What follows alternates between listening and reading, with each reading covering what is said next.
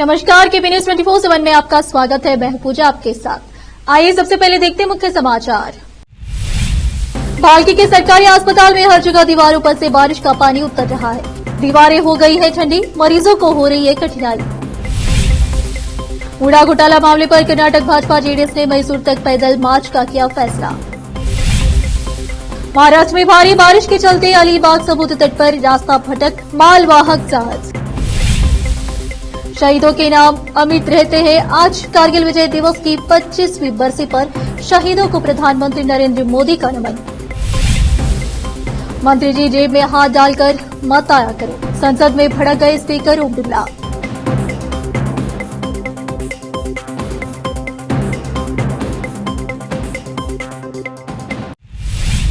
अब समाचार विस्तार से। भालकी के सरकारी अस्पताल में हर जगह दीवारों पर से बारिश का पानी उतर रहा है, जिसके कारण दीवारें ठंडी हो गई है। आप शिशु एवं बाल आपातकालीन इकाई के रास्ते में छत से पानी टपकता हुआ देख सकते हैं, जिसके कारण मरीजों को कठिनाई हो रही है। यह स्थिति भालकी में है, जो एक मंत्री और सांसद का गृह निर्वाचन क्षेत्र है। अस्पताल की इस हालत की ओर न तो स्वास्थ्य विभाग का ध्यान जा रहा है और न ही जनप्रतिनिधियों का। बरसात का मौसम शुरू होने के 2 माह बीत जाने के बाद भी इस स्थिति पर किसी का ध्यान नहीं है। आपातकालीन वार्ड, महिला वार्ड और कई जगहों पर दीवारें ठंडी पड़ी है। संबंधित अधिकारियों को जागना चाहिए और जल्द ही मरम्मत कार्य शुरू करना चाहिए। भालकी से केपी न्यूज के संवाददाता सैमुल की रिपोर्ट। मुख्यमंत्री सिद्धरामैया पर दबाव बनाए रखने के लिए विपक्षी भाजपा और जेडीएस 31 जुलाई या 1 अगस्त को बेंगलुरु से मैसूर तक पैदल मार्च निकालेंगे। गठबंधन सहयोगियों ने गुरुवार को मैसूर शहरी विकास प्राधिकरण मूड़ा में घोटाले के संबंध में सिद्धरामैया पर इस्तीफा देने का दबाव बनाने के लिए ऐसा करने का फैसला किया। पैदल मार्च बेंगलुरु के कंगेरी से शुरू होने और लगभग 6 दिनों तक चलने की संभावना है। रविवार को केंद्रीय मंत्री और जेडीएस के प्रदेश अध्यक्ष श्री कुमारस्वामी के साथ बातचीत के बाद एक विस्तृत योजना को अंतरिम रूप दिया जाएगा। भाजपा और जेडीएस के शीर्ष विधायकों ने गुरुवार को एक बैठक की और नए एक्सप्रेस वे के बजाय पुराने बेंगलुरु मैसूरू मार्ग पर प्रतिदिन 20 किलोमीटर चलने पर चर्चा की। रेणुका स्वामी हत्याकांड के मुख्य आरोपी कन्नड़ अभिनेता दर्शन युग दीपा सलाखों के पीछे है। दर्शन और पवित्रा गौड़ा सहित अन्य 17 आरोपी अभी 1 अगस्त तक न्यायिक हिरासत में रहेंगे। इसी बीच दर्शन को लेकर एक बड़ी जानकारी सामने आई है। रिपोर्ट्स के मुताबिक अभिनेता जेल में भगवत गीता और महाभारत जैसी किताबें पढ़ रहे हैं। साथ ही उनका स्वास्थ्य भी दिन ब दिन गिरता ही जा रहा है। पैरोल पर छूटे एक कैदी सिद्धारूढ़ा ने जेल छोड़ने से पहले अधिकारियों से दर्शन से मिलने का अनुरोध किया था। बाहर आने के बाद उसने एक इंटरव्यू में बताया कि वह अभिनेता से मिले और उनके बीच करीब 12 मिनट तक बातचीत हुई। सिद्धारूढ़ा ने कहा कि दर्शन कमजोर हो गए हैं। उसने बताया कि अभिनेता की शारीरिक गिरावट स्पष्ट थी और उनके चेहरे और आंखों से कोई भी स्पष्ट रूप से देख सकता था कि मामले ने उन पर कितना प्रभाव डाला है। सिद्धारूढ़ ने जेल में दर्शन की दिनचर्या के बारे में भी बताया। उसने कहा कि अभिनेता अपना ज्यादातर समय किताबें पढ़ने में बिताते हैं और उन्होंने लगभग 15 से 20 किताबों का संग्रह एकत्र किया है, जिसमें भगवत गीता, रामायण और महाभारत जैसे आध्यात्मिक और महाकाव्य ग्रंथ शामिल हैं। कथित तौर पर वह योगी और विवेकानंद जैसी उल्लेखनीय हस्तियों की आत्मकथाएं भी पढ़ते रहते हैं। भारतीय क्रिकेट टीम के पूर्व मुख्य कोच और कप्तान राहुल द्रविड़ के बेटे समित द्रविड़ को गुरुवार को मैसूर वॉरियर्स ने महाराजा ट्रॉफी KSCA T20 के आगामी सत्र से पहले खिलाड़ियों की नीलामी के दौरान अपने साथ जोड़ा। वॉरियर्स ने समित को 50,000 रुपए में खरीदा। समित मध्यक्रम में बल्लेबाजी करते हैं और साथ ही एक तेज गेंदबाज भी है। महाराजा ट्रॉफी KSCA T20 हर साल कर्नाटक स्टेट क्रिकेट एसोसिएशन द्वारा आयोजित करवाया जाता है। 2023 में कर्नाटक प्रीमियर लीग का ही नाम बदलकर यह किया गया है। मैसूर वॉरियर्स टीम के अधिकारी ने इस मौके पर वह उनका हमारी टीम में होना अच्छा है, क्योंकि उन्होंने KSCA के लिए विभिन्न आयु वर्ग के टूर्नामेंटों में काफी प्रतिभा दिखाई है। समित कर्नाटक की उस अंडर-19 टीम का हिस्सा थे जिसने इस सूत्र में कूच बिहार ट्रॉफी जीती थी और वह KSCA एकादश की ओर से इस साल की शुरुआत में लंकाशायर की टीम के खिलाफ खेल चुके हैं। केंद्रीय रेल मंत्री अश्विनी वैष्णव ने बुधवार को कहा कि कर्नाटक में वर्ष 2024-25 में रेलवे परियोजनाओं के लिए 7,559 करोड़ रुपए का आवंटन किया गया है। केंद्रीय बजट में यह कर्नाटक में रेलवे का अब तक का सबसे अधिक आवंटन है। रेलवे में अब पूंजीगत व्यय पर निवेश करीब 2.62 लाख करोड़ रुपए है। सुरक्षा संबंधी गतिविधियों का बजट 1,09,000 करोड़ रुपए है। यह रेलवे के रिकॉर्ड पूंजीगत व्यय है। रेल मंत्री बुधवार को वीडियो कॉन्फ्रेंसिंग के जरिए पत्रकारों को संबोधित कर रहे थे। उन्होंने कहा कि वर्तमान में कर्नाटक में 3,840 किलोमीटर लंबाई वाली 47,016 करोड़ रुपए की लागत वाली 31 चालू परियोजनाएं चल रही है। पिछले 10 वर्षों में कर्नाटक में 638 रोड ओवर ब्रिज और रोड अंडर ब्रिज का निर्माण किया गया है। अब फिलहाल एक छोटा सा ब्रेक। आज के इस कॉम्पिटिटिव दौर में बच्चों को अच्छी शिक्षा, अच्छा ज्ञान और अच्छे प्रतिभाओं की बेहद जरूरत है। इसके बिना बच्चों का अच्छे नागरिक बनना नामुमकिन है। अच्छी शिक्षा और अच्छा ज्ञान अच्छे स्कूल और कॉलेज ही दे सकते हैं। बीदर शहर में ऐसी ही बेहतर शिक्षा और ज्ञान देने वाले स्कूल और कॉलेज हैं। शरण बसप्पा अप्पा के नाम पर चलाए जा रहे हैं, जहां केजी से लेकर पीजी तक हर कोर्स उपलब्ध है। Lingaraj Appa engineering college Bidar AICTE approved and VTU affiliated, जहां पर सभी प्रकार के इंजीनियरिंग कोर्सेज उपलब्ध हैं और इसके अलावा MBA के सभी कोर्सेज यहां पर उपलब्ध हैं। एडमिशन ओपन हो चुके हैं। एडमिशन के लिए प्रिंसिपल डॉक्टर रीता पाटिल से संपर्क करें। Contact number 8792506036, 9739555023, 9986291615। उसी तरह Channabasamma BCA and BCom college AICTE approved Gornalli Bidar. Admissions के लिए प्रिंसिपल डॉक्टर सतीश प्रतापपुर से संपर्क करें। कॉन्टैक्ट नंबर 9916464964, 8792506036 और शरण Basaveshwara residential PU college. Admissions के लिए कॉन्टैक्ट नंबर 9741213165, 9945571908, 8310108585, 9880388838। इसके अलावा Sharan Basava public school Gornalli Bidar affiliated to CBSE।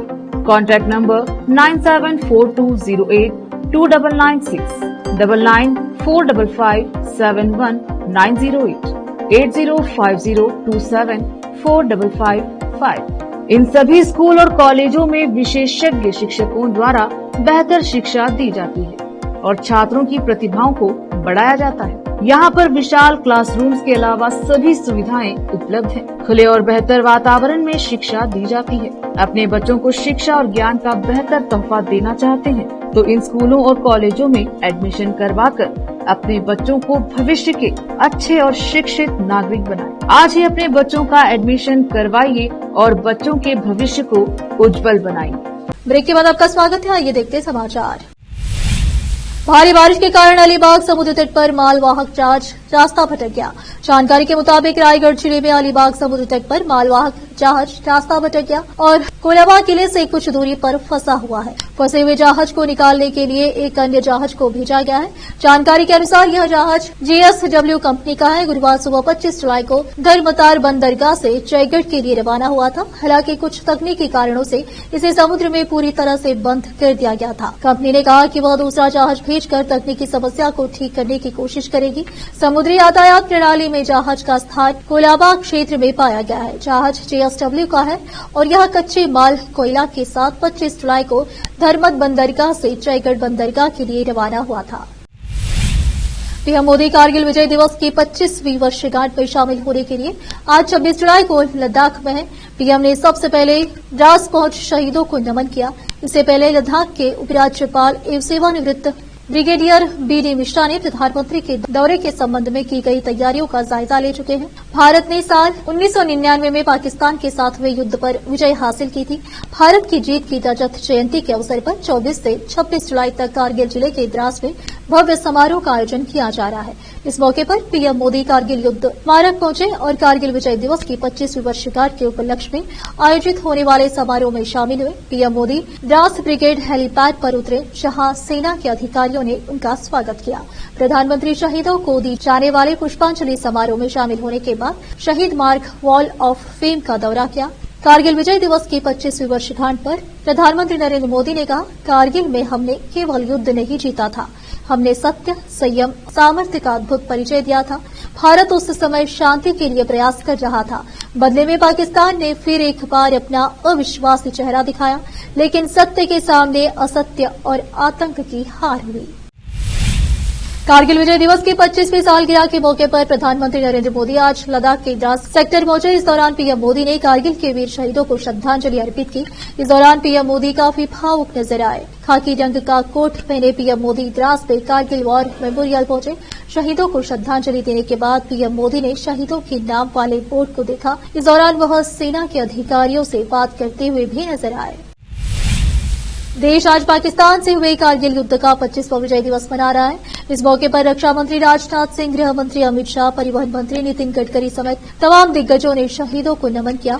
गृह मंत्री अमित शाह ने कारगिल योद्धाओं को श्रद्धांजलि करते हुए लिखा, कारगिल विजय दिवस सेना के वीर जवानों के शौर्य के अटूट संकल्प का प्रतीक है। कारगिल के युद्ध में वीर जवानों ने हिमालय की दुर्गम पहाड़ियों में पराक्रम की पराकाष्ठा का परिचय देते हुए दुश्मन की सेना को घुटने टेकने पर मजबूर किया और कारगिल में पुनः तिरंगा लहराकर देश को गौरवान्वित किया। रक्षा मंत्री राजनाथ सिंह ने आने वाली पीढ़ियों के लिए प्रेरित करने वाला बलिदान बताया। लिखा, आज कारगिल विजय दिवस की 25वीं वर्षगांठ पर हम उन बहादुर सैनिकों की अदम्य भावना और साहस को याद करते हैं, जो 1999 के युद्ध में बहादुरी से लड़े थे। उनकी अटूट प्रतिबद्धता, वीरता और देशभक्ति ने सुनिश्चित किया कि हमारा देश सुरक्षित रहे। उनकी सेवा और बलिदान हर भारतीय और हमारी आने वाली पीढ़ियों को प्रेरणा देता रहेगा। और फिलहाल लेते हैं एक और छोटा सा ब्रेक।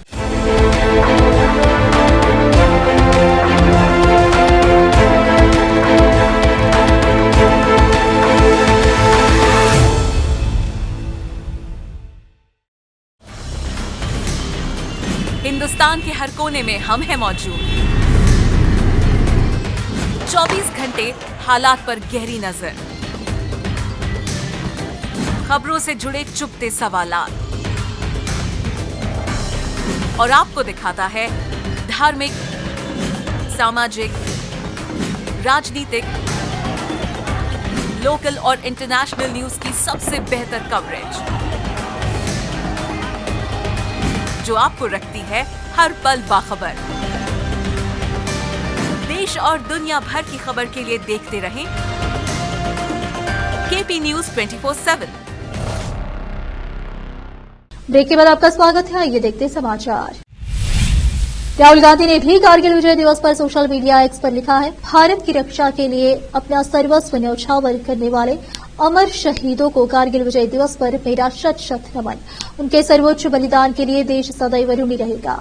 केंद्रीय मंत्री नितिन गडकरी ने इसे स्वर्णिम पृष्ठ पर लिखी गौरव गाथा करार दिया। उन्होंने एक पोस्ट में लिखा, अतुलनीय शौर्य एवं साहसपूर्ण प्रदर्शन से भारत के स्वाभिमान की विजय पताका फहराने वाले वीर जवानों की गौरव गाथा के स्वर्णिम पृष्ठ का हमेशा स्मरण रहेगा।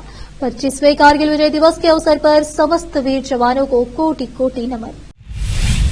लोकसभा में मानसून सत्र की कार्यवाही जारी है। बजट 2024 पर चर्चा चल रही है। सांसद प्रश्न पूछ रहे हैं। कांग्रेस सांसद मनीष तिवारी ने आज लोकसभा में स्थगन प्रस्ताव नोटिस दिया और सीमा की स्थिति और चीन के साथ भारी व्यापार घाटे पर चर्चा की मांग की। इसी बीच एक हैरान कर देने वाला मामला आज लोकसभा में घटा है। लोकसभा स्पीकर ओम बिरला एक मंत्री जी पर ही भड़क गए। दरअसल संसद की कार्यवाही के बीच कोई मंत्री जी जेब में हाथ डालकर संसद आए थे। इसी बात को लेकर स्पीकर ओम बिरला नाराज हो गए। अपनी नाराजगी जाहिर करते हुए ओम बिरला ने कहा, मंत्री जी हाथ जेब से बाहर। एक तो माननीय सदस्योगण, आपसे मैं आग्रह करता हूं कि हाथ जेब में डालकर सदन में न आया करें, ठीक है ना। इसके बाद मंत्री जी ने कुछ बोलने की कोशिश की। उसी समय वह और भड़क गए। उन्होंने कहा कि क्यों बोल रहे हैं आप मंत्री जी बीच में, क्या पूछना है जरा बताओ, क्या हाथ जेब में डालना अलाउ करोगे आप। दूसरा आग्रह यह है कि जब कोई माननीय सदस्य बोल रहे हो तो कोई सदस्य उस सदस्य को क्रॉस कर आगे न बैठे, उनके पीछे जाकर बैठे। जनपद मुरादाबाद के कल शहीद पुलिस ने फर्जी तरीके से नाम बदलकर धोखाधड़ी करने वाले गिरोह के 2 सदस्यों को गिरफ्तार करते हुए उनके पास से 5 बैटरी बरामद की है। इसका खुलासा पुलिस लाइन सभागार में एसपी सिटी अखिलेश भदौरिया द्वारा किया गया। एसपी सिटी अखिलेश भदौरिया ने बताया कि थाना गल शहीद पुलिस ने अरशद व जमाल सरदार को गिरफ्तार किया है। दोनों आरोपियों के कब्जे से 5 बैटरी बरामद की गई है। पकड़े गए दोनों आरोपियों पर पहले से ही विभिन्न स्थानों पर मुकदमे दर्ज है। मुरादाबाद से आलम वासी की रिपोर्ट। धोखाधड़ी से लोगों का सामान गायब करने वाला एक गैंग ये अभी ट्रेस हुआ है। 20 तारीख को थाना गल शहीद पर एक मुकदमा पंजीकृत हुआ था। इसमें ये बताया गया था कि कोई अज्ञात व्यक्ति जिन्होंने इनसे 6 बैटरियों का सौदा किया और उसको कहीं डिलीवर करने के लिए इन्होंने कहा था और उसको धोखाधड़ी से उसमें से 5 बैटरी लोग वहाँ से उन्होंने गायब कर दी और जो ले जाने वाले लोग थे वो भी गायब हो गए। तो इस प्रकार जब पुलिस ने उसको ट्रेस किया तो ये एक गैंग है जिसका लंबा चौड़ा आपराधिक इतिहास है। ये पूछताछ में लोगों ने बताया कि हम लोग इसी प्रकार से काम करते हैं, किसी दुकान पर जाके पहले उनसे एक सौदा करते हैं और एक नियत स्थान पर उसको डिलीवर करने के लिए कहते हैं। कुछ सामान वहाँ अभियुक्त हैं। इनका लंबा चौड़ा आपराधिक इतिहास भी है।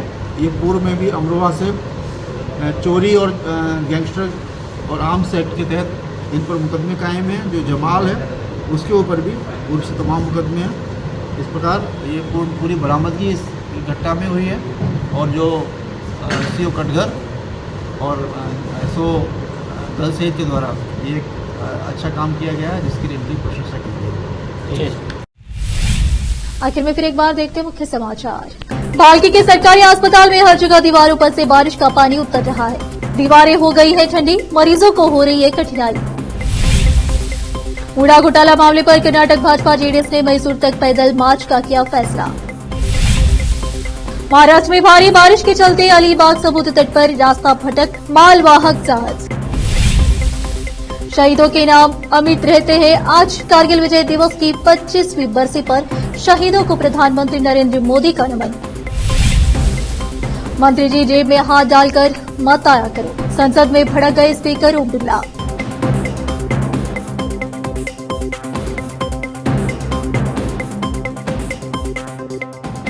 केपी न्यूज में इस वक्त के लिए इतना है। देश प्रदेश के समाचारों के लिए देखते रहिए आपका अपना चैनल केपी न्यूज 24/7। धन्यवाद।